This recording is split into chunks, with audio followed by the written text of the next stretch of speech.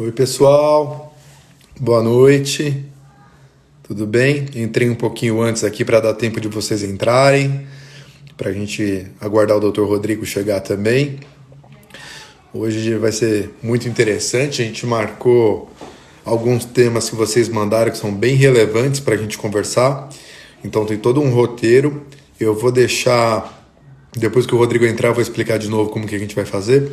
Eu vou deixar os comentários a princípio bloqueados. Vocês podem ir mandando aqui embaixo, ó, tem as cartinhas, que é onde vocês podem clicar para mandar as perguntas por escritos. Vão batendo bastante o dedo no coraçãozinho aqui. Quanto mais coraçãozinho tiver, mais o Instagram vai divulgando essa live.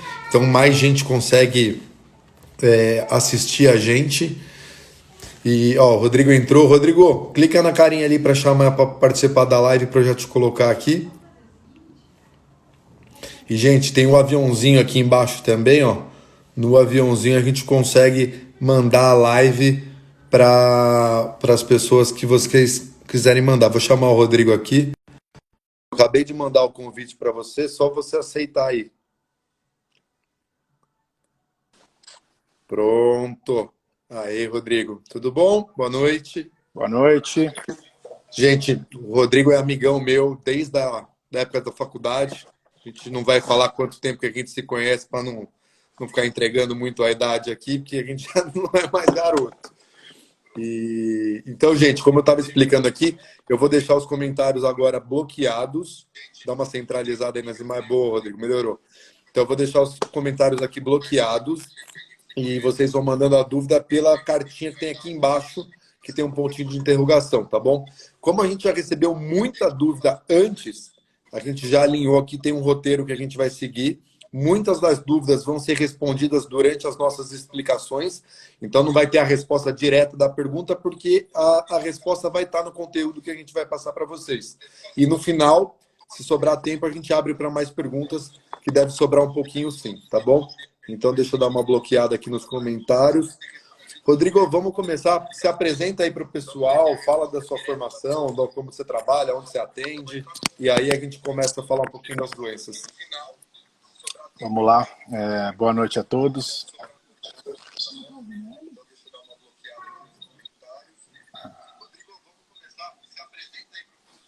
Tá com delay, será?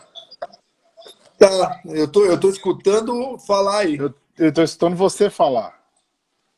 Agora tá um pouco. Para mim tá normal, mas para você parece que tá chegando atrasado, sim. Não, agora tá normal para mim. Tem que ver se tá Então, normal para todo mundo também. Vambora? Então vamos lá. Deixa eu só abrir aqui então rapidinho. Gente, só clica aí se tá tudo ok para vocês aqui, só para a gente testar o áudio. Quem estiver entrando agora, responde se o áudio tá bom, se tá legal, se vocês estão escutando bem. Rodrigo, vai se apresentando aí. Em primeiro lugar, eu quero dar os parabéns a você, André, pelos 7 anos de casados, né? Hoje 7 anos de casado. Valeu, parabéns, obrigadão. Viu? Fruto lindo. Obrigado. Pequena Bianca, tá? Parabéns a vocês. Amigos de longa data. Não vamos falar quanto tempo, porque senão vai entregar a data, né? Agora que a gente fez a barba para parecer que é mais novo, não é verdade? Isso aqui é reflexo do Covid, que a gente pode citar mais para frente e a gente fala. A gente vai falar o porquê dessa mudança aí. Não foi por causa de moda não, né, pessoal? Bom, mais uma vez, boa noite a todos. É um prazer estar aqui com meu grande amigo Alexandre, poder entrar aí na casa de vocês. Eu sou o Rodrigo Santiago, sou pneumologista. Fiz faculdade na Unimar, em Marília, junto com o grande amigo Dr. Alexandre Colombini. E aí eu vim para São Paulo, fiz 2 anos de clínica médica na Santa Casa, mais 2 anos de pneumologia, também na Santa Casa, aqui em São Paulo. E estou em São Paulo desde 2008. Desculpa, 2008, olha, o tempo passa mesmo. E trabalho no São Luís, da unidade Anália Franco. Também faço atendimentos ambulatoriais em alguns hospitais, no meu consultório, mas trabalho na Zona Leste, no Tatuapé. E já tenho aí mais de 10 anos de pneumologista, né? E estamos completamente até a cabeça de coronavírus, né? A gente está trabalhando diariamente com isso, o mundo parou, não foi só o Brasil. O mundo parou por conta do coronavírus, só que a gente tem que lembrar que algumas doenças respiratórias não pararam, né, Alexandre? Principalmente agora. Ex Então, exato, a exato. gente tem que dar essa importância ao que continua, os outros vírus, os outros sintomas respiratórios, câncer, tuberculose, ninguém parou de ter isso. A gente tem que conseguir ajustar direitinho para continuar dando atenção a essa população e agora também deixar o foco bem voltado a quem tem esses sintomas de coronavírus, que a gente vai falar bastante também. Rodrigo, no consultório é muito comum a gente chegar e receber o paciente e falar: eu tenho asma, eu tenho bronquite asmática. Explica pra gente o que é asma, o que é bronquite, qual que é a diferença dessas doenças, como que a gente conduz, né? Dá um panorama pra gente, principalmente de qual que é a diferença do que é asma e o que é bronquite e como que a gente aborda isso. Vamos lá, eu tenho um jeito que eu considero bem fácil para o pessoal poder entender direitinho e saber que é asma, o que é bronquite. Vamos pensar assim, asma é uma doença inflamatória crônica. O que é isso? Uma doença crônica porque demora por muito tempo, é uma doença que não tem cura, mas tem controle, e ela é inflamatória porque ela inflama os seus brônquios. Vamos falar de etimologia da palavra, né? Bronquite, bronqui de brônquios, ite de inflamação. Daqui a pouco a gente vai falar de rinite, sinusite, né? Então vamos pensar que sempre a ite é alguma inflamação nos brônquios. Quando a pessoa tem, vai lá, falar na vida umas 3 a 5 vezes quadros de bronquite aguda, que pode ser realmente por algum vírus respiratório ou por uma mudança climática, essa pessoa pode ter chiado de peito, pode ter necessidade de fazer inalação, por conta de uma bronquite aguda, que procurou uma vez ou outra no pronto-socorro, procurou uma vez ou outra no serviço médico, mas a gente vai falar assim, é uma vez ou outra mesmo, é umas 3 a 5 vezes na vida. Você pode falar que essa pessoa teve bronquite aguda e resolveu, não é uma pessoa asmática. Agora, vamos parar para pensar. A grande maioria das vezes a pessoa teve uma infância inteira fazendo inalação, teve uma infância inteira correndo atrás de pronto-socorro, teve uma infância inteira sem conseguir fazer educação física direito, né? E todo ano falar, não, doutor, todo ano eu fico gripado, tenho não sei quantas pneumonias na minha vida. Essa pessoa não tem uma crise de bronquite ou outra, essa pessoa tem a doença crônica que causa essa inflamação dos brônquios. Essa pessoa tem asma. Quanto a falar asma brônquica, bronquite asmática, isso aí são mais nomenclaturas populares. O nome da doença é asma. A gente tem que deixar isso muito claro, porque existe sim asma grave, que a asma pode matar por si só. A gente tem dados que no Brasil morrem 5 pessoas de asma por dia. Tá? Seja essa asma descompensada por vírus, por bactéria, por mudança climática, simplesmente por não estar em tratamento. Então a gente tem que dar muita importância à asma. Só que é uma doença completamente tratável, controlável. Temos atletas olímpicos que têm asma. A nossa nadadora campeã dos 50 metros livre no Pan-Americano desse ano, ela tem asma. Né? Como assim? Como assim? Fazendo o tratamento direitinho, fazendo o seu acompanhamento direitinho. Então a gente tem que realmente pôr na cabeça das pessoas para tirar esse medo de falar, não, eu não tenho asma, eu tenho bronquite. Você tem que passar com um especialista para poder detectar direitinho, mas provavelmente tem sim a doença crônica, que é a asma, e deve ser tratado direitinho, para ter uma vida completamente normal. Então, gente, frisando, o que o Rodrigo falou, o que ele diferenciou agora? Quando a gente pensa em bronquite, que a pessoa teve um ou outro episódio na vida, estava resfriado, teve o peito chiando, aquele desconforto respiratório e precisou fazer inalação, é um episódio de bronquite. O paciente que tem as coisas crônicas sempre, aí a gente está pensando em asma. Lembrando que asma é uma doença que a pessoa vai ter para o resto da vida, certo, Rodrigo? Não tem cura, mas tem controle. Exatamente, não tem cura, não tem controle, assim como eu vou falar daqui a pouco da rinite alérgica, tá? Quando a gente pensa em rinite e asma, são doenças do trato respiratório, que são inflamações crônicas desses tecidos, certo? E aí, Rodrigo, conta pra gente um pouco como que é feito o diagnóstico disso, como que a gente descobre se tem ou não tem asma, como que é? É bacana porque, assim, quando a pessoa tem asma e ela está bem controlada, algumas vezes o nosso exame padrão ouro, que se chama espirometria, que é a prova de função pulmonar, ela pode estar normal. Quer dizer que a pessoa está curada da asma? Não, ela continua tendo asma, mas está tão bem controlada que a espirometria normalizou. Isso pode ser muito comum. Então, por isso que Nossa, essa é a doença que eu mais gosto de tratar, porque a gente tem um grau de satisfação absurdamente legal quando a pessoa chega, que a gente chama de virgem de tratamento, né? Nunca tratou, Porque e você tem muda a uma vida. qualidade de vida dela, né? Você impacta Exato, na... você muda tudo para ela. Ela para de ficar indo para pronto-socorro, ela para de ficar tendo crise, para de ter esse monte de pneumonias que o pessoal fala, um monte de pneumonia, na verdade não era, e começa a ter fôlego para fazer academia, ter fôlego para fazer exercício, ter fôlego para ter relação sexual com o cônjuge. Isso é qualidade de vida. Às vezes a pessoa acha que está cansada porque engordou, porque está mais velho, porque está sedentário. Tá, pode ter isso tudo sim, mas se tem asma, se tem histórico de asma na infância, ela tem asma ainda. Então, como que a gente chega no diagnóstico? Como eu estava falando, histórico pessoal, né? Histórico da pessoa. Se ela tem uma infância clássica com vários sintomas de falta de ar, de chiado de peito, muitas idas ao pronto-socorro para fazer inalação, aquela infância realmente complicada, né? Histórico familiar. É muito comum o fator genético para esses pacientes, né? Você vai acabar detectando um avô, um pai, um irmão que tem histórico de asma, então você tem que pensar que essa pessoa tem asma. Lembrando que a gente tem que se atentar para bronquite também, né? Porque às vezes a pessoa não fala asma e na verdade fala bronquite, na verdade era asma.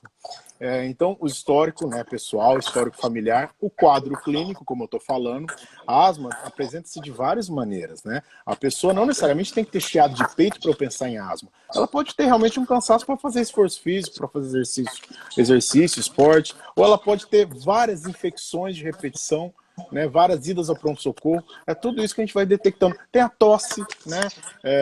Então aí entram os sintomas respiratórios. O exame físico, geralmente, se ele está descompensado, pode ter o chiado de peito, que a gente fala, né? Nós áreas a gente chama de sibilo isso, que é como se fosse um assovio, né? Parece um O gato famoso miando. barulho do gatinho miando, exato. E aí, exame complementar. Exame complementar, a gente tem o principal, que é a prova de função pulmonar. É um exame de soprar, a gente pede para a pessoa puxar e soprar com força, e a gente vai detectar através dos valores, através das curvas, essa possível obstrução. O que é essa obstrução? Pensa que os pulmões são uma árvore de ponta cabeça, você tem o tronco, que é a traqueia, né? Você tem os brônquios, que são os galhos, e os alvéolos, que são as folhas, né? Onde a gente faz as trocas gasosas. Se os galhos estão fechadinhos, se eles estão inchados, não passa o ar direito. Então ele tem uma obstrução, e se você abre, ele respira melhor. Então se você soprar e você soprar, você percebe esse assovio quando está mais fechado o bronco. Então você faz esse exame para poder avaliar esses brônquios mais fechados, para a gente pensar no funcionamento inadequado dos pulmões. Em alguns casos, a própria tomografia pode ajudar também, quando a gente vê alguns sinais de broncopatia inflamatória, esses sinais de bronquite mesmo, né? E você vai ver que é algo crônico. Então, olha só, para eu chegar nos exames complementares, eu falei um monte de outras coisas que entram na consulta. Então, é importantíssimo, sim, você ter todo esse complemento da sua consulta, mas o mais importante é ouvir o paciente, escutar o que ele tem de história, Perfeito. escutar como é tudo que ele passou na vida até chegar em você. Hoje em dia a gente vê uma medicina muito baseada em exames complementares, quando o principal diagnóstico das doenças é clínico, principalmente na nossa área. Então, agora eu vou dar uma emendada aqui, vou falar um pouquinho de rinite e sinusite. Gente, tem muita gente aqui que já me acompanha, então eu só queria frisar, o que é rinite e o que é sinusite? Porque isso normalmente chega no consultório, o paciente fala, doutor, minha sinusite está atacada, eu tenho sinusite crônica, e quando a gente vai examinar e ver o paciente, ele não tem uma sinusite crônica, ele tem uma rinite crônica. Rinite, então a gente vai falar aqui somente da rinite alérgica, é aquele sintoma de obstrução nasal, nariz entupido, nariz coça, nariz espirra, olho lacrimeja, ouvido coça, garganta coça, dá tosse. Então são sintomas alérgicos. E assim como na história da asma, não é o paciente que tem um episódio ou outro, é aquele paciente que mudou o tempo, entrou na estação do ano, no outono, no inverno, pegou aquele cobertor que estava no armário, foi limpar a casa que estava empoeirada, perfume, cheiro forte, ele tem os sintomas dele aflorados, desencadeia a crise alérgica nele por causa dos estímulos ambientais, ou os estímulos que a gente tem na casa. Então, são sintomas alérgicos. Quando a gente fala em sinusite, e aí ela pode ser viral, bacteriana, fúngica, tem várias etiologias, a gente já não está falando mais de alergia. Até existe uma sinusite alérgica invasiva, mas aí é bem raro, não vamos falar disso. Vamos falar da sinusite comum do dia a dia, e aí essa sinusite, ela é uma infecção. Então, ou por vírus ou por bactéria. E aí o paciente vai ter o quê? Sintomas de infecção. Dor no corpo, dor nas juntas, febre, dor de cabeça, tosse, catarro. Então, quando a pessoa fala, minha sinusite está atacada, minha sinusite é crônica, a gente tem que observar se esses sintomas estão acontecendo ou são sintomas mais alérgicos. Quando a gente pensa num paciente que tem sinusite crônica, por definição, é um paciente que está com uma sinusite que está durando mais de 12 semanas. A maioria de vocês não tem isso, a maioria de vocês tem os sintomas alérgicos. Então é isso que é muito importante a gente diferenciar. E quando a gente entra tanto na sinusite crônica quanto na rinite, que também é um processo crônico, a gente sempre tem que pensar que esse paciente ele pode ter um problema pulmonar. Porque, Rodrigo, explica pra gente, a nossa mucosa respiratória, o nosso trato respiratório, ele não é só do nariz. A gente começa a respirar pelo nariz e a gente vai até o pulmão. Então, muitos estudos já têm mostrado que não adianta a gente pensar em respiração separado, nariz e pulmão. Tanto que no dia a dia a gente acaba trocando muito paciente, discutindo muito o caso, porque não adianta eu tratar o nariz se o pulmão não estiver bom, porque senão ele vai continuar tendo crise. E não adianta o Rodrigo deixar o pulmão do cara bonitinho, porque daí o cara vai lá ter uma crise simples de rinite alérgica e que é o gatilho para desencadear a crise de asma, de bronquite dele aguda, ou enfim. Então, Rodrigo, explica essa relação para gente. Essa relação é importantíssima. E, mais uma vez, eu sempre falo, não estou querendo falar, não, tem que passar comigo, tem que passar com o doutor Alexandre, tem que passar com um especialista. Claro que a gente está à disposição, mas faz toda a diferença isso, você ter o seu médico de confiança. Porque senão qualquer descompensação de asma vai cair no pronto-socorro, vai tomar o quê? Antibiótico. Muitas vezes sem necessidade. Não é verdade? Às vezes a rinite atacou, né? E você não tem um quadro infeccioso. E a rinite ataca a sua asma. Você vai entrar com as medicações necessárias, a gente vai avaliar se é o caso de entrar com corticóide oral, mas geralmente precisa do corticóide nasal, além do tratamento do corticóide inalatório, que é a bombinha. Mas nem sempre vai precisar de antibiótico, porque nem sempre tem infecção. Porque, Né? gente, se você acabar indo no pronto-socorro, você vai ter aquele famigerado diagnóstico do começo de pneumonia, princípio de pneumonia, que é uma coisa, gente, que não existe. Ou você tem pneumonia ou você não tem. O que pode variar é o tamanho que essa pneumonia está cometendo o pulmão. Agora, é simples. Ou está com pneumonia ou não está. Se é pequeno ou grande é outra coisa. Agora, princípio de pneumonia, não tem. É Tá igual bom? ameaça de infarto, né? Comecinho de derrame, né? Então, assim, a gente respeita muito o colega que está no pronto-socorro. A gente trabalhou muito, inclusive trabalhamos juntos na época de pronto-socorro, né? Tempos não tão saudosos, assim, por sinal. Não. Mas, assim, o colega que está no pronto-socorro, ele está tentando salvar vidas. Ele não é especialista na área. Então, ele vai fazer o que ele puder, o que ele tiver em mãos, dentro do conhecimento que ele tiver e dentro dos exames que ele tem ali. Mas nada como você procurar o seu especialista. Então que de repente até esse problema de coronavírus, esse negócio que está fazendo o pessoal sair um pouco do pronto-socorro, que valha como legado de procurar o seu médico de confiança. Estamos falando de pneumologista, estamos falando de otorrino, a pessoa fica toda hora indo para pronto-socorro com médicos que não conhecem essa pessoa e vai ficar toda hora dando antibiótico, muitas vezes sem necessidade, sendo que poderia fazer um tratamento tópico crônico, sendo que às vezes até caso de cirurgia realmente, né? E do pulmão, então, nem se fala. Eu costumo falar que, infelizmente, eu atendo pelo menos umas 5 pneumonias por semana que não são pneumonias. Que o Não era raio-x tá, pneumonia. que o raio-x Raio-X está mais normal e às bonito que vezes o até a raio-x. tomografia normal. Só que é o seguinte, você não passar com especialista faz muita diferença. Quando eu dava plantão, a gente tinha que saber bem o básico do eletrocardiograma, mas a gente não tem como saber todas as taquiarritmias direitinho, por quê? Porque você vai passar com um especialista da área. Não é verdade? Então, com o acompanhamento com o especialista, com o seu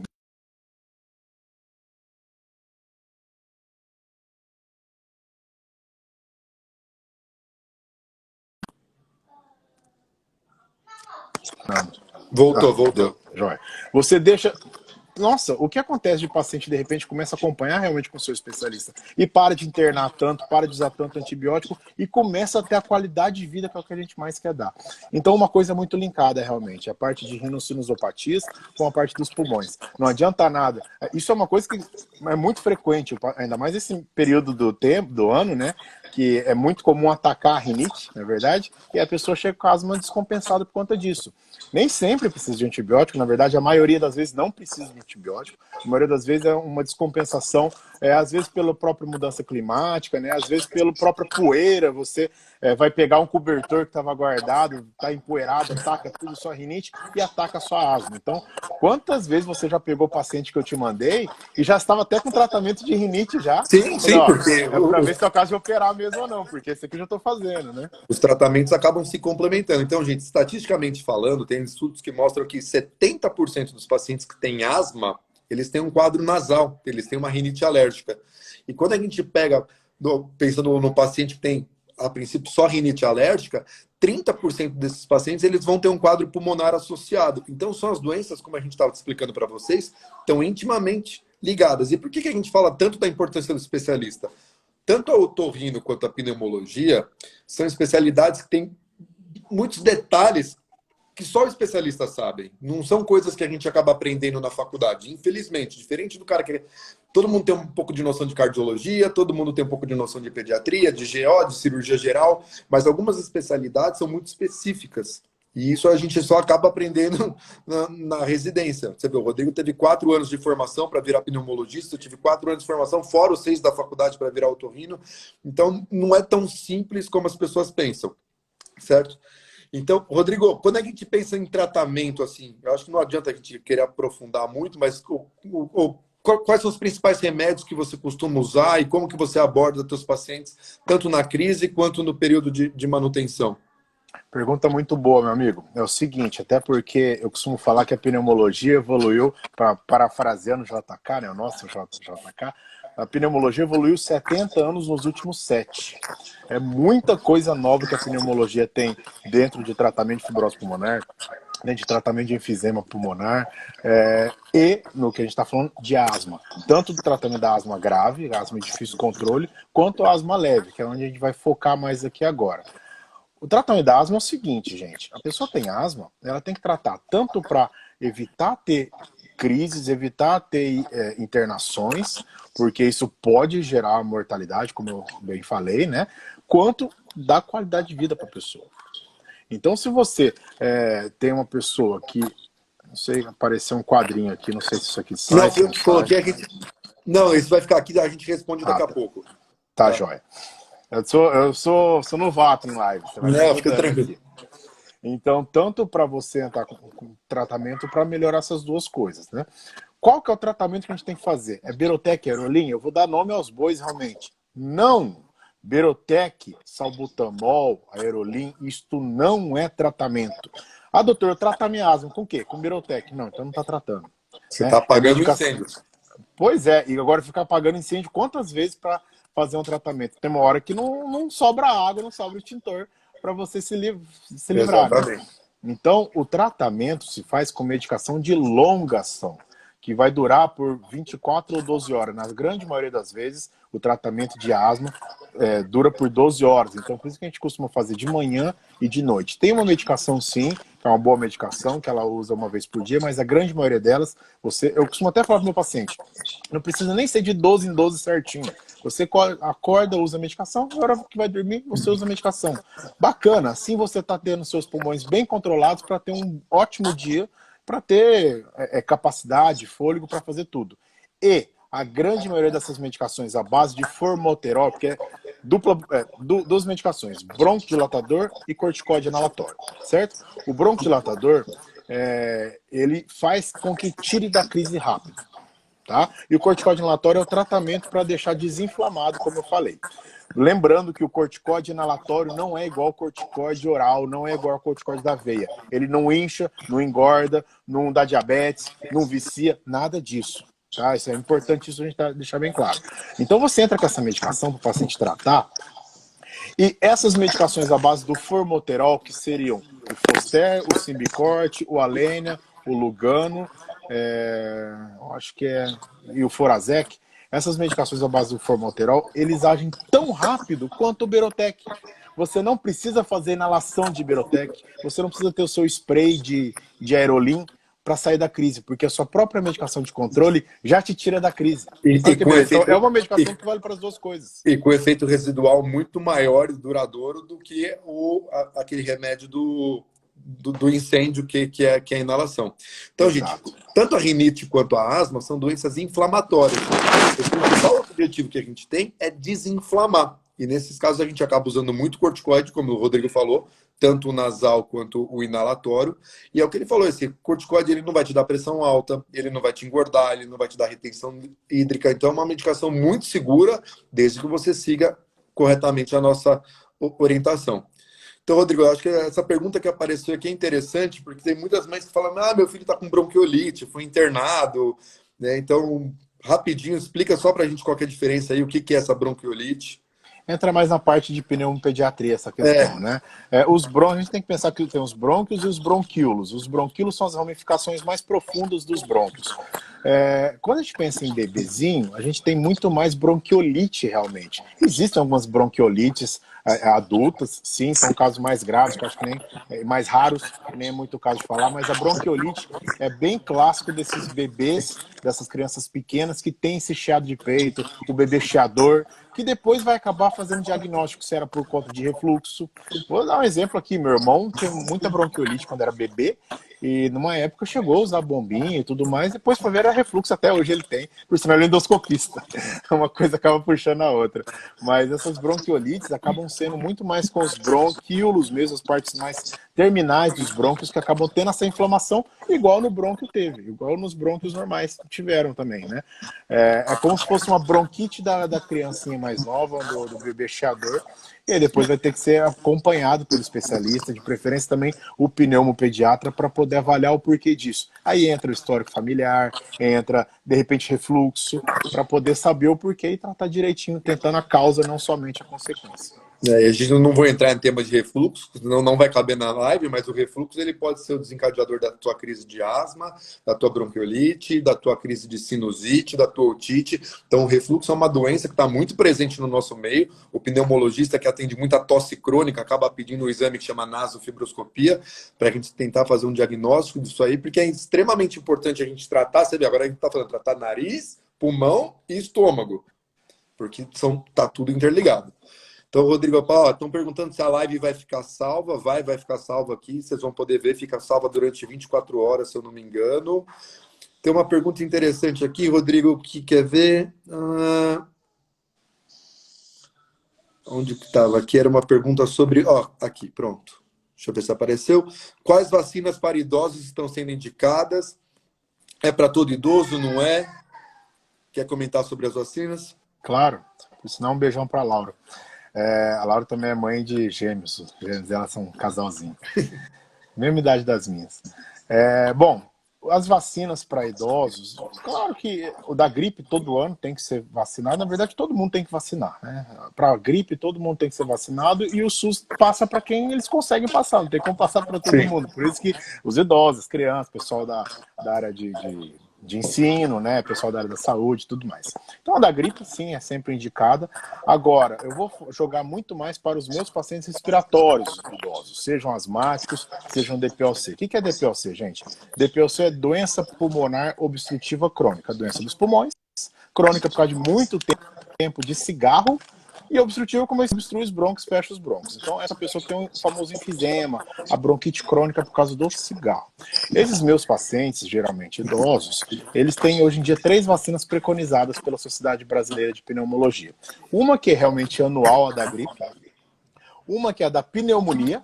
A gente tem tanto a vacina da pneumonia da rede privada quanto da rede pública, tá? E uma que desde o ano passado tem sido preconizada, que é da coqueluche.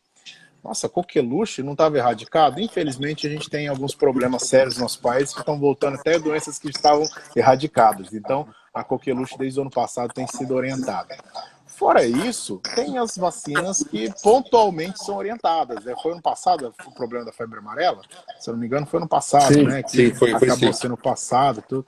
Então, essas vacinas, para esse momento, é muito importante deixar bem explicado que essas vacinas que eu estou falando não protegem do coronavírus, tá? Pelo amor de Deus.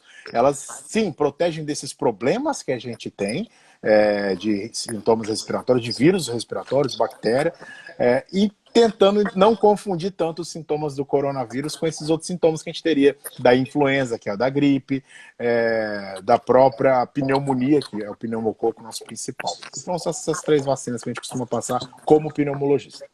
Ótimo. Aqui a Valéria está perguntando aqui qual a melhor medicação para rinite, nasal, tópico ou oral? Provavelmente ela está perguntando de corticoide, mas a gente pode estender isso para corticoide antialérgico, porque a gente tem também os antialérgicos na forma de spray nasal. Valéria, o que eu sempre falo aos meus pacientes é que a melhor medida, o melhor tratamento para rinite alérgica é a higiene ambiental. Então, do mesmo jeito que você limpa a sua casa, você cuida da sua casa, você não tem excesso de cortina, tapete, carpete, coisas que juntem pó, poeira, você tem que limpar o teu nariz. Então, no meu ponto de vista, a melhor medicação que a gente tem para controle de rinite alérgica é soro fisiológico.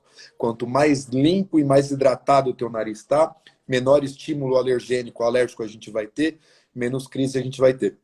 Pensando em medicação agora, a gente acaba usando o antialérgico oral mais naquela crise para diminuir os sintomas, porém os corticoides nasais ou os antialérgicos nasais, eles são mais efetivos, tanto para manutenção do tratamento, como se a gente associasse as duas medicações juntas. Tinha um remédio muito bom que saiu do mercado, e eu acho que esse ano, talvez volte o ano que vem agora por causa do Covid, que ele tinha uma associação de um corticoide nasal e de um antialérgico nasal. E isso deixava os pacientes sem crise e muito bem controlados por muito tempo.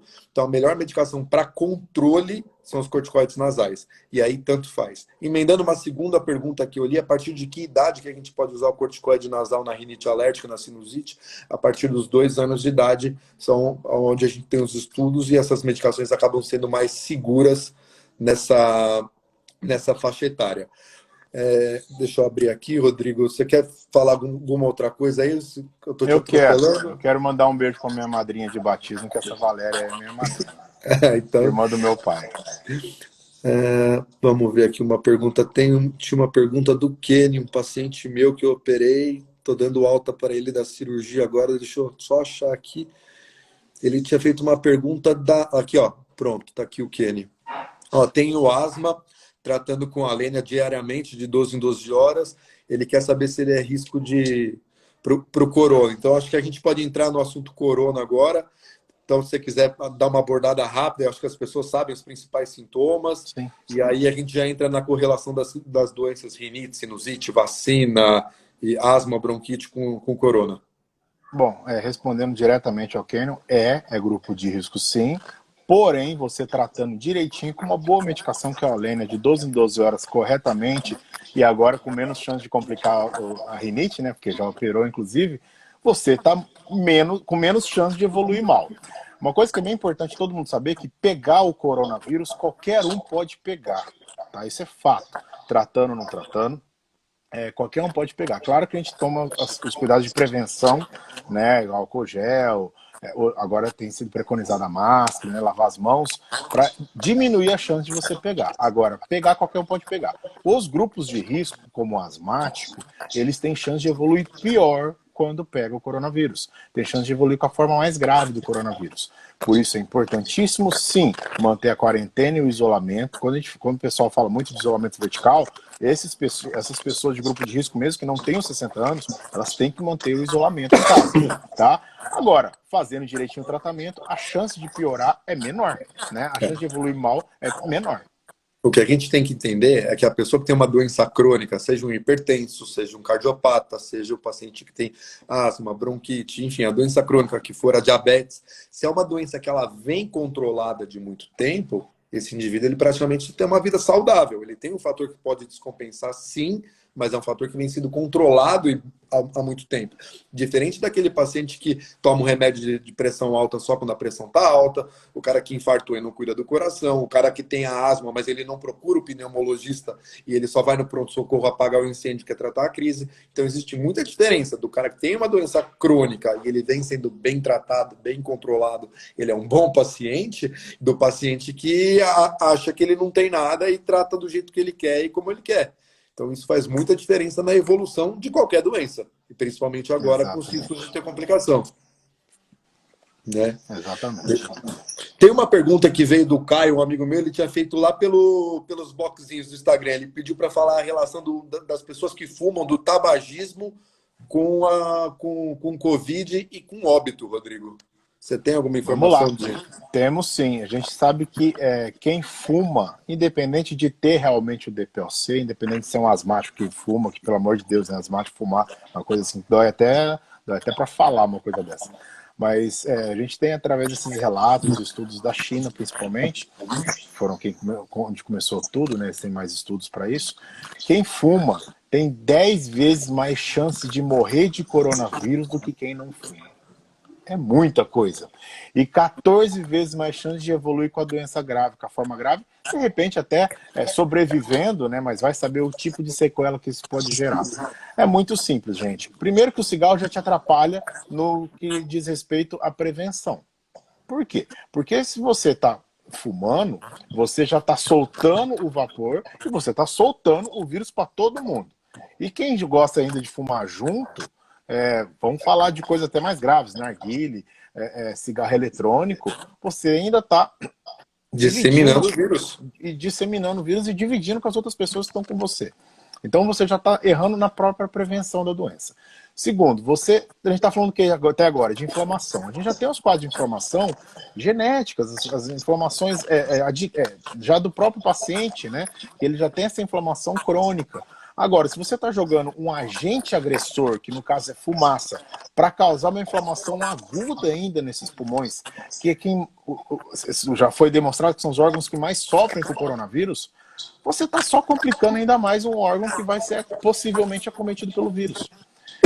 A gente vê que as pessoas preservando e deixando ele mais saudável possível, você tá jogando veneno nele.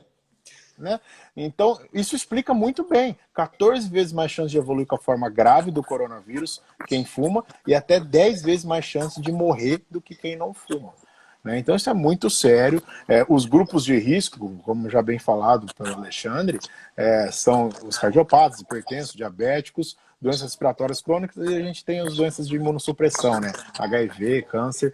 Agora, as doenças respiratórias crônicas, a gente fala a asma, fibrose pulmonar e o DPOC, o enfisema. Gente, faz parte do grupo de risco. Você ainda vai ficar jogando fumaça para dentro do corpo? Uma boa hora para parar é essa. Se precisava de alguma motivação, tá mais do que dada. Até a pergunta de um amigo meu aqui do prédio, César, a gente joga tênis junto. Ele falou: olha, estou em crise nesse momento de sinusite, em 60 dias já passei 2 vezes no pronto-socorro, aqui não aparece a imagem inteira. Então, César, o que a gente precisa ver? Se realmente esse teu diagnóstico de sinusite está certo. Segunda coisa, se o diagnóstico de sinusite foi feito correto, o remédio que foi te dado está certo ou não? Porque, gente, entrando já nos remédios, o pessoal tem muita mania de querer tratar a sinusite com um remédio que está na moda agora por causa do coronavírus, que é a azitromicina. Eu e o Rodrigo, que somos pessoas que trabalham o dia inteiro com via respiratória, gente, a azitromicina, na maioria das vezes, não serve para nada. Eu e o Rodrigo, a gente acaba usando a azitromicina muito mais como um remédio que vai ajudar na anti-inflamação, como um imunomodulador dessas doenças crônicas, do que antibiótico. Quando a gente vai usar antibiótico para uma bronquite, para uma pneumonia, para uma sinusite, para uma infecção, a gente tem antibióticos corretos, com que a gente segue os guidelines, as orientações. Então, César, a gente tem que ver isso. Se realmente a sinusite é viral, é bacteriana, se é uma sinusite, se não é, se o tratamento foi correto, porque muito provavelmente você acabou indo no pronto-socorro, se bobear, pediram um raio-x do Cedafaz para você, que não é para fazer também, não é para fazer raio-x. O diagnóstico da sinusite é um diagnóstico clínico, e aí tem que avaliar. Tá? Então, assim, tem que tomar muito cuidado, porque às vezes o diagnóstico está errado, e se o diagnóstico está errado, todo o resto vai estar errado. Tá bom? Em cima disso aí, Ale, deixa eu só falar uma coisa. Ele botou aqui, ele falou rapidinho aqui que ele tomou clavulin. Então, pensando em clavulin, que seria amoxicilina com clavulanato, é um antibiótico correto sim para sinusite. Porém, alguns pacientes eles acabam tendo falha terapêutica, ou porque não tomaram da maneira adequada, ou porque não tomaram pelo tempo adequado, ou porque já tem um histórico de sinusite, sim, de repetição, e aí nesses casos a gente tem que avaliar que tipo de antibiótico acaba sendo mais eficaz. Os pacientes que têm muita falha no tratamento e têm infecções de repetição, a gente tem que avaliar para ver se precisa ou não cirurgia, tá bom? Pode falar, Rodrigo, eu te Em interrompi. cima disso aí, além do que você falou, e se era realmente sinusite, né? O que É. você deve pegar de caso O que não mais era comum é sinusite. exatamente isso. Você está tratando uma sinusite, quando a gente olha, não é uma sinusite, é uma Igual rinite. tratando, às vezes, uma pneumonia onde não era pneumonia, né? Aham. E aí, a gente falou um pouco de refluxo. Um monte de gente tem tosse por refluxo e aí fica tomando antibiótico e só piora o seu refluxo. Exatamente. E aí, na hora que ele Então, você vai no está tratando consultório, errado, né? vai no consultório, a gente faz o exame, diagnostica o refluxo, aí eu passo o remédio para tratar o refluxo. Aí, mas eu não vou tomar nenhum antibiótico? Não, não vai, porque você não está com uma infecção, você está com um agente que está irritando a sua via respiratória. Então você não precisa de um antibiótico, muito menos, gente, de xaropinho para tosse. Tá? Acho que o Rodrigo vai concordar comigo que a grande maioria dos xaropes para tosse não servem para nada. Tá? Quando Não perguntam para seja mim, xarope de pedir xarope para o seu médico. que xarope para tosse que é bom, gente, água, hidratação. Deixa, se tem alguma secreção, vamos deixá-la molinha, hidratada. É muito melhor do que qualquer xarope, tá bom? Tem uma pergunta aqui, vamos ver por que a pele interna do nariz está ficando seca. Sim, mas a gente está numa época do ano que o tempo vai ficar mais seco.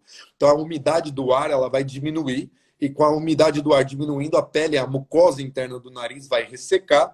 E aí, só para aproveitar uma outra pergunta que veio então no boxzinho lá do Instagram, com essa mucosa do nariz mais seca, o nariz ele pode sangrar, rompe alguns vasinhos que a gente tem aqui na entrada do nariz, e isso pode levar a um episódio de epistaxe, que é o sangramento nasal. Depois eu vou fazer uma live só sobre epistaxe, e aí eu abordo melhor esse assunto, porque senão a gente vai fugir muito do tema daqui de doenças respiratórias, e a gente tem que aproveitar que o Rodrigo está aqui para poder tirar o máximo possível de dúvidas. Estou aprendendo muito com você mais uma vez. Vamos lá. Rodrigo, vai falando. Tem uma pergunta aqui, ó. Se asma tem secreção, né? E aqui a gente já falou, está perguntando a diferença de asma e bronquite, a gente já explicou, mas só fala se asma costuma ter secreção ou não. Não é o mais comum, não, tá? O mais comum da asma é realmente ter a falta de ar, com inchado de peito. Quando a gente pensa que tem alguma secreção amarelada, esverdeada, purulenta, desculpa falar isso perto do horário do jantar do pessoal, mas a gente tem que pensar assim em quê? Infecção, né? Essa infecção pode ser sinusite, que de repente desce o catarro, né? E se tosse, sai esse catarro. Pode ser uma traqueobronquite, que acaba não tendo essa alteração no raio-x, não tem essa alteração na tomografia, mas tem sim um quadro de infecção, precisa ser usado antibiótico, e pode ser sim uma pneumonia. Pneumonia é a terceira maior causa de morte no mundo, né? Perde só para o infarto e para o derrame. Então, a pessoa que tem um quadro infeccioso, ela pode descompensar a sua asma, como eu falei, e geralmente a secreção mais amarelada, esverdeada, purulenta. Agora, não é o mais comum o asmático ficar tendo secreção diariamente, não. Tem que ser bem avaliada essa questão com o seu médico especialista, seja o otorrino, seja o pneumologista, para ver o porquê de estar acontecendo isso. Perfeito. Tem uma outra pergunta aqui. Por que essa sinusite pode dar dor nos olhos? Então, gente, rapidinho, quando a gente pensa em sinusite, a gente tem que pensar que a sinusite é uma inflamação, uma infecção dos seios da face. Quando a gente fala em seios da face, a gente tem 8 seios da face. Então, vamos lá. São 2 seios maxilares, 2 seios frontais, 2 seios etimoidais, que estão entre os olhos, e 2 seios lá atrás da cabeça, que são 2 seios esfenoidais. Então, frontal, etimoide, maxilar e esfenoide, certo? Qualquer um deles pode estar infeccionado, ou todos eles podem estar infeccionados ao mesmo tempo. Então, a dor da sinusite, ela não é simplesmente aquela dor na testa ou aquela dor aqui. Essas realmente são as mais comuns. Mas a gente pode ter uma dor que pode pegar qualquer uma dessas regiões isoladamente ou todas elas juntos. A dor entre os olhos, normalmente, é uma sinusite etimoidal. E existem algumas complicações da sinusite, que é quando essa sinusite ela pode dar uma celulite periorbitária, uma celulite orbitária, que é quando esse catarro ele invade dentro do olho. É um quadro mais raro, mas é uma complicação grave que precisa ser tratada. Então, põe na cabeça de vocês que sinusite não é dor só nessa região, pode acometer todas as outras, tá? Então, porque as pessoas costumam achar que é só na região do maxilar e do frontal. Tem uma outra coisa aqui que é interessante, que eu achei que vale a pena colocar aqui. Cadê?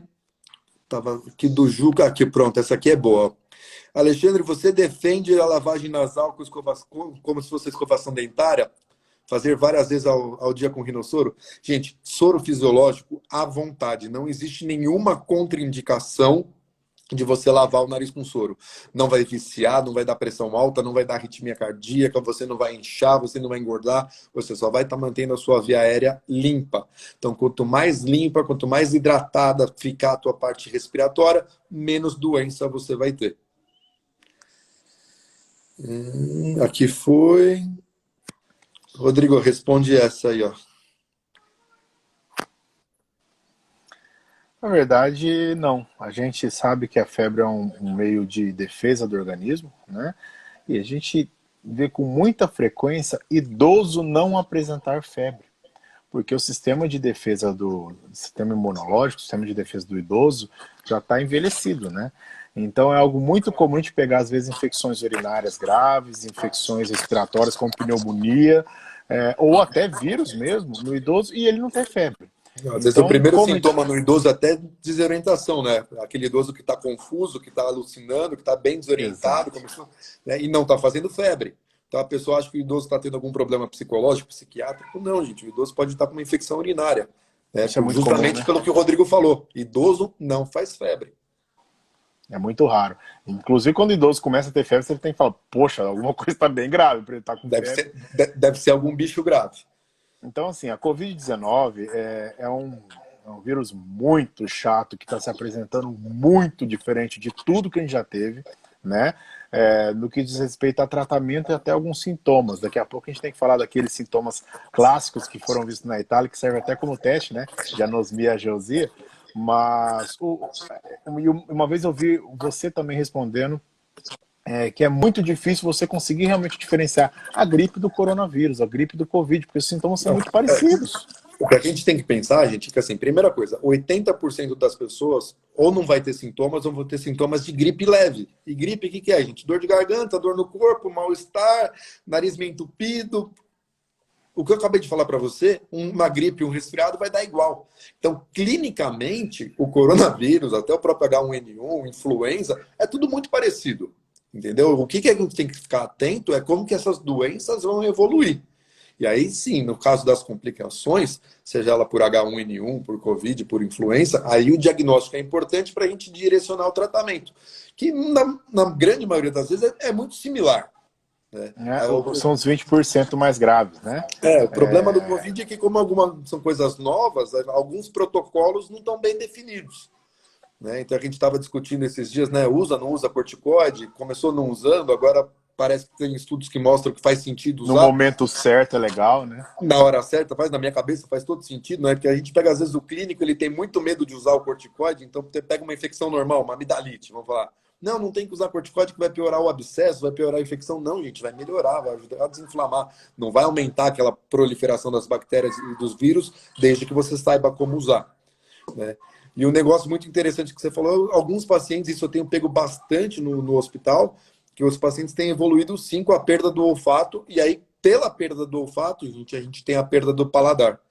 E aí acredita-se que tem dois mecanismos disso. Ou o vírus vai direto pelo nariz para o nervo do olfato, ou pelo sangue ele atravessa uma barreirinha que a gente tem, que é a barreira hematoencefálica, e acaba levando a uma inflamação dentro do sistema nervoso central. 20% melhora 100% do olfato, e o restante ainda está em estudo, alguns assim, 30%, 40% depois da primeira semana, primeiros 15 dias voltam ao normal, e parece que tem uma porcentagem que tem um tratamento um pouquinho mais longo para recuperar esse olfato. Tem até uma grande amiga que deve estar vendo aí, um beijão para Paula. Ela estava falando do nosso outro amigo também, o Arthur, que teve anosmia e melhorou 30%. E eu falei com ela, falou, não, fala para ele agradecer que melhorou 30%, que o meu não melhorou ainda. Tem alguns quadros que são mais complicados mesmo, essa doença mesmo. O ideal é que ele passe no importante otorrino depois para a gente direcionar um tratamento específico para esse saber o que nariz. fazer. Né? E saber o que fazer, sabe? Bom, então aqui, gente, tem umas perguntas assim, asma, bronquite, bronquiolite, fibrose cística, DPOC, são sim grupos de risco, porque você já tem um sistema, você tem um órgão-alvo da doença que normalmente não funciona bem. Então, isso a gente já respondeu lá atrás. Tem um elogio para o Rodrigo aqui, falando que ele está muito bem na live. Que bom. Então, uma outra pergunta aqui, ó. Percebo que as pessoas com IMC elevado estão sendo bem acometidos. Gente, quando a gente pensa em obesidade, fugindo um pouco da parte respiratória agora, a pessoa normalmente ela não é só obesa.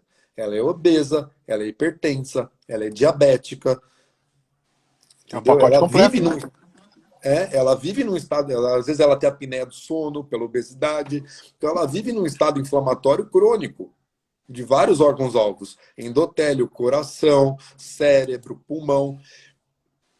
Então, gente, toda doença crônica vai acometer mais, mas isso não é uma característica específica do Covid, do corona. Se a pessoa tiver H1N1, se tiver uma gripe e ela tiver uma hipertensão, uma obesidade mórbida e ela não for bem controlada, ela vai evoluir mal, né? Então, essas coisas não são. É muita novidade para vocês que não são da área, mas a gente fala isso todo dia e o problema é que entra por aqui e sai por aqui, né? Vocês têm que prestar mais atenção quando a gente fala que vai um puxãozinho de orelha, porque isso acaba sendo a nossa rotina no dia a dia e nem sempre os pacientes levam a sério o que a gente está falando. Em cima disso aí da obesidade, eu lembro direitinho quando a gente teve aquela crise do H1N1 no país, né? Foi 2009, se não me Foi engano. 2009, eu era R1 na época. Eu era R2. Tá E na Santa Casa. Nossa, o que tinha de obeso realmente evoluindo com óbito, morrendo, era uma coisa assim, nossa, né? E aí, às vezes, o pessoal começa a pensar, não, mas eu sou pós-bariátrico, tá? Ainda bem que você é pós-bariátrico. Você tendo feito a bariátrica, você resolveu sua hipertensão, você provavelmente resolveu sua diabetes e não tem essa obesidade mais. Claro que tem que tomar os seus cuidados, cada um vai conhecer. E voltando aqui em cima do que você falou, tendo o seu médico de confiança, para você ver se realmente você está controladinho, para você não ficar caindo em pronto-socorro para tudo. Então, mais um legado que eu tenho falado. Um é isso, você parar de ficar indo para pronto-socorro para tudo e procurar mais o seu médico de confiança. E outra é tratar suas doenças crônicas, né, Lê? Você tem que tratar suas doenças crônicas corretamente para ter menos chance de complicação. Como a pneumonia pode complicar, como a H1N1 pode complicar, e agora o coronavírus. Né? Então, mantenha suas doenças crônicas tratadas. Esses dias um amigo meu perguntou, Alexandre, por que homem está sendo mais acometido por coronavírus do que as mulheres? Primeiro, gente, vocês vão ficar bravos comigo, mas o homem é um ser que é mais porco do que as mulheres.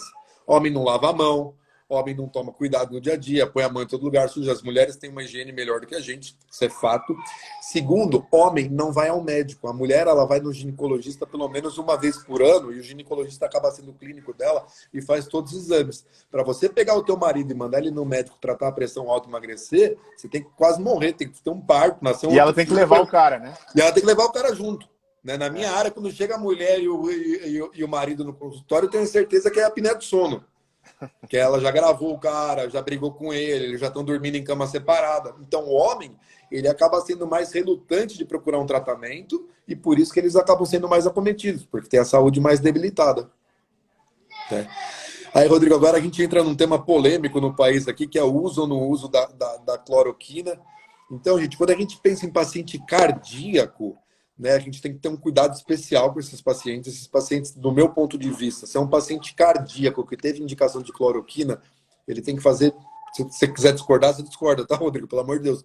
Mas para mim, esse uso tem que ser feito num ambiente intra-hospitalar, com acompanhamento com eletro e tudo mais, porque é um paciente que tem um potencial de evoluir com uma arritmia cardíaca, com uma complicação cardíaca muito maior do que um paciente sadio. O Rodrigo, além de pneumologista, como ele disse, ele fez clínica médica, então ele tem um conhecimento nessa área muito maior que o meu, ele pode dar a opinião dele também.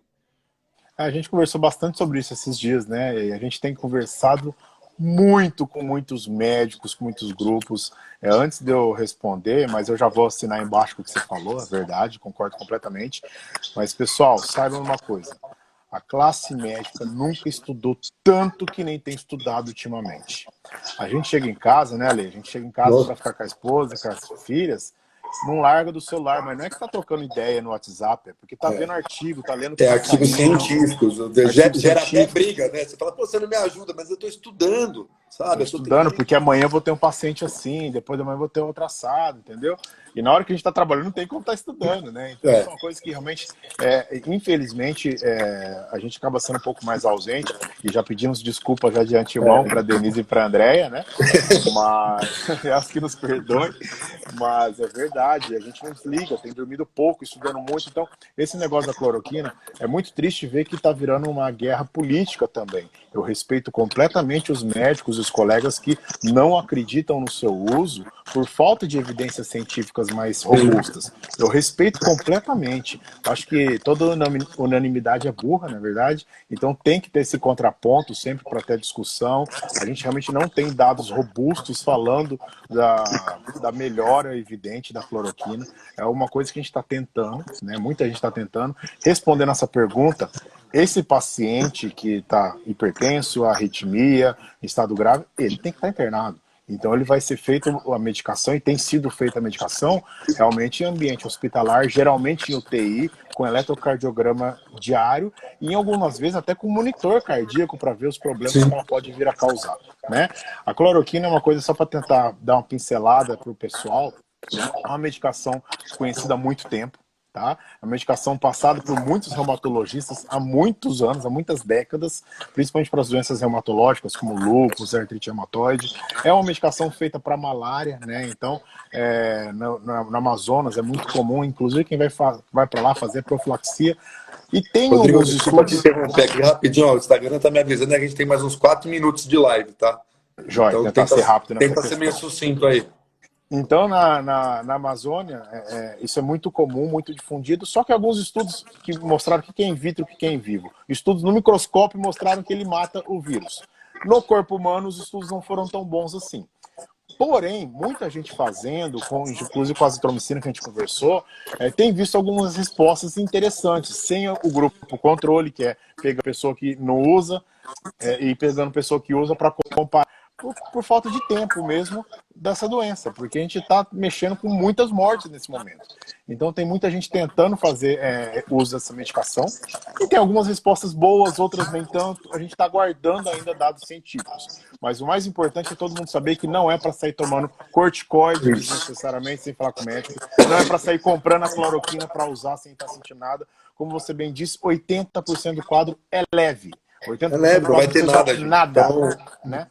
não. Primeiro, assim, tem pessoas que têm artrite reumatoide e lúpus que precisam dessa medicação e estão tendo dificuldade de tratar. Então, a gente está prejudicando as outras pessoas. Segundo, não é para todo mundo que serve. Então, deixa para fazer o uso dessa medicação quando um médico achar que é necessária para você. Tá bom? Gente, eu queria agradecer muito aqui a presença do Rodrigo. Eu acho que foi extremamente produtivo. Ter que brigar com o Instagram, porque 1 hora para a gente aqui, infelizmente, foi pouco. Eu acho que dava para a gente fazer mais fácil aí, pelo menos mais 1 hora conversando. Tem um monte de perguntas aqui que Faremos chegaram. outras.